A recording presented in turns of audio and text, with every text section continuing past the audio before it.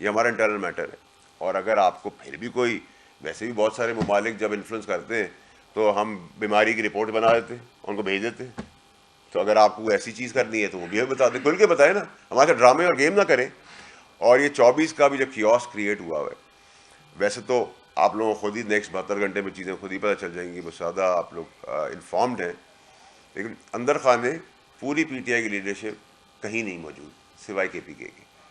वहाँ मशीनरी बेदहड़ इस्तेमाल हो रही है, गरीबों का खून चूसा जा रहा है, पैसा बनाया जा रहा है, पार्टी पे कब्जे की जंग लड़ रही है, बेगम साहिबा का धड़ा है, वो नॉन सियासी हैं, बहन का धड़ा है, लॉयर्स का धड़ा है, पुरानी पीटीआई का धड़ा है, नई पीटीआई का धड़ा है, मदाखलत है। तो आप पाकिस्तान को किस जगह पे ले जा रहे हैं?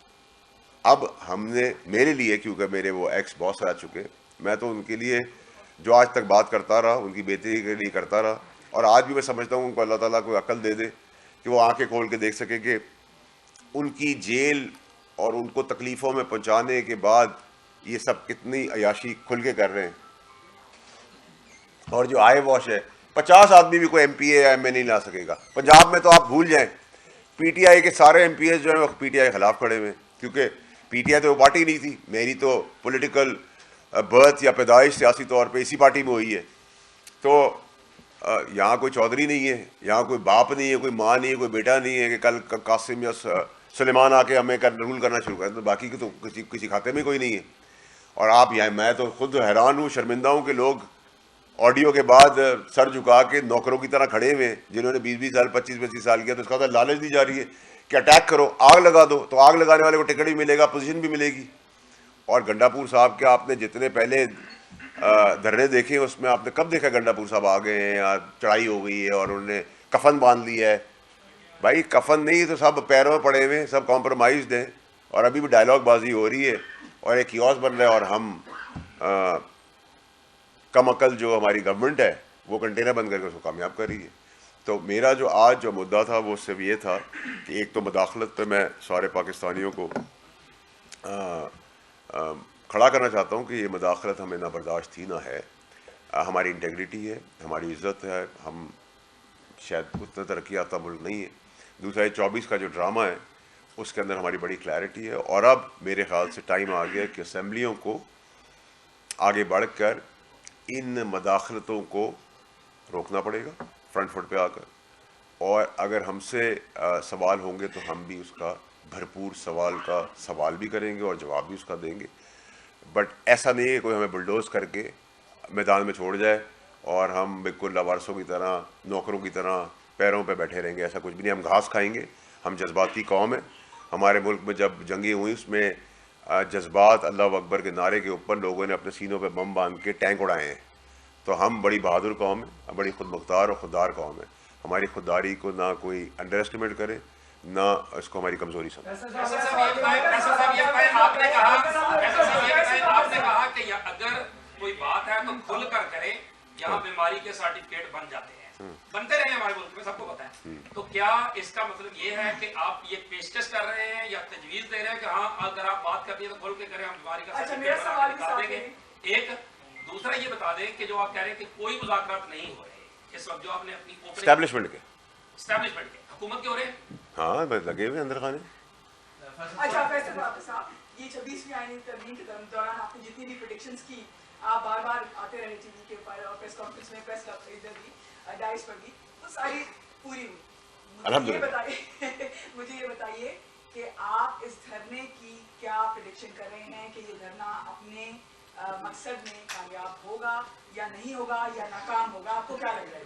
पहले सवाल का जवाब नहीं दिया बीमारी के सर्टिफिकेट का, वो भी देते साहब। सबसे पहले ये कि बीमारी के सर्टिफिकेट बनते रहे, कोई इशू नहीं है। और देखिए जो अंदर खाने गेम है, और मैं तो क्योंकि फ़ॉरेन डिग्निटरीज़ और फ़ॉरेन नॉर्म का लिहाज कर रहा हूँ, तो मुझे तो वो मीटिंग का भी पता है जो अमेरिका में हुई थी आर्मी चीफ आसिम मुनीर साहब के टेक ओवर करने से पहले। मैं उम्मीद करता हूँ कि वो सब बातें मुझे कौम के आगे या दुनिया के आगे एक्सपोज नहीं करनी पड़ेंगी।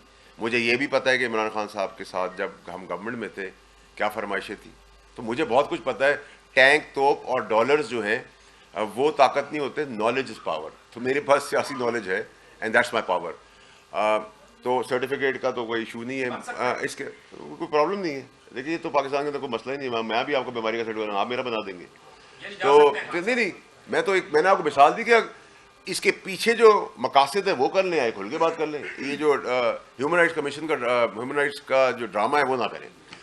जो आपने कहा ये फ्लॉप है जलसा धरना 24 को, इसमें अंदर धड़ेबंदी हुई है। आपको पता है नौकरों की तरह ट्रीट किया जा रहा है कि 500 आदमी लाओगे, 5000 आदमी लाओगे तो टिकट मिलेगा, रोटी मिलेगी, खुदाई दावे हो रहे। दूसरी चीज़ ये कि आई वोंट बी सरप्राइज्ड कि अगर ये डिले हो जाए या पोस्टपोन्ड हो जाए, लेकिन अगर आ भी गए 6-8 हज़ार आदमी, 10,000 आदमी, 15,000 आदमी, जो इनको नंबर लगाना है वो आ भी जाते हैं, तो रेड जोन में तो कानून बना हुआ, आप नहीं आ सकते, तो एक जगह दे दी जाएगी, उसमें जाके बैठ जाए, करें जो करना करें। और अगर नहीं करेंगे तो अदालतें बीच में आ जाएंगी, अदालतें कानून की पासदारी करवाएंगी कि भाई आपको यहाँ इजाज़त नहीं है, गैर कानूनी चीज़ है, मैं असला रख नहीं सकता, मैं गैर कानूनी काम नहीं कर सकता, अदालतें हैं। तो एक पिकनिक है, उसको एंजॉय करें, नथिंग टू वरी। और ये खान साहब की आखिरी कॉल है, ना ये इस्टेब्लिशमेंट की आखिरी कॉल है, ना ये सेकंड लास्ट कॉल है, ना इसके ऊपर कोई इशू है। ये पानी का बुलबुल है, 24 भी आ जाएगी, 25 भी आ जाएगी। और आपको 24 की डेट को समझने की ज़रूरत है कि 24 की डेट क्यों रखी गई। 25 को चार्ज फ्रेम होने हैं इमरान खान साहब के ऊपर, और बहुत तेज़ी से दूसरी तरफ उनके दोस्त, उनके हमने वाला, हम प्याला, उनके भाई, उनके हमदर्द जो उनको यहाँ तक लेके आए, फैज़ साहब की चीज़ें बहुत तेज़ चल रही हैं। तो अगर वो डेट्स के ऊपर आप चले जाएँ तो आपको ऑटोमेटिकली पूरी कहानी पता चल जाएगी। और कौम को समझ आ गई है कि PTI, मैं ये नहीं कह रहा कि ये जो पॉलिटिकल पार्टी है बहुत ज़बरदस्त है और बहुत अच्छे लोग हैं और ये बड़े दूध, बट जो PTI के साथ जो प्यार करते थे वो कहते थे कि ये एक अलग पार्टी है। ये पार्टी इन पॉलिटिकल पार्टी से भी नीचे गिर चुकी है, इसमें इतनी थानेदारी, इतनी जानिबदारी, इतनी नौकरी और मजदूरी आ गई है कि सब गुलाम बन के बैठे हैं। और एक मखसूस टोला है जो इक़्तिदार में है, जो पैसा कमा रहा है, जिनके बच्चे पैसे कमा रहे हैं, और इमरान खान साहब की कैद, इमरान खान साहब की तकलीफ़ें बढ़ा भी रहे हैं। और याद रखें कि ये जो अंदर खाने जो बातें और उसमें ये मदाखलतें और इस तरह की चीज़ें होती थी, तो इमरान खान साहब के लिए आसानी नहीं, तकलीफ़ें पैदा कर रहे हैं, मज़ीद तकलीफ़ें पैदा कर रहे हैं। मच जेल को ना भूलें, हाउस अरेस्ट को आप ना भूलें, बहुत सारी ऐसी चीज़ें जो अंदर खाने ये वो काम कर रही है PTI के कोई दुश्मन भी अपने लीडर के साथ ना करें जो ये कर रहे हैं।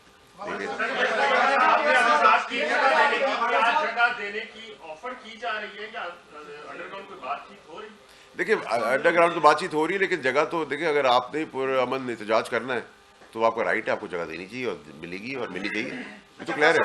ये बताइएगा, आपने खत की बात की है कि पहले खाता है और उसके बाद रजीम चेंज का जो मामला आपने बताया, पहले खाता है तो हुकूमत तब्दील हो गई, जो अब खाता है उसके बाद ये हुकूमत तब्दील हो सकती है?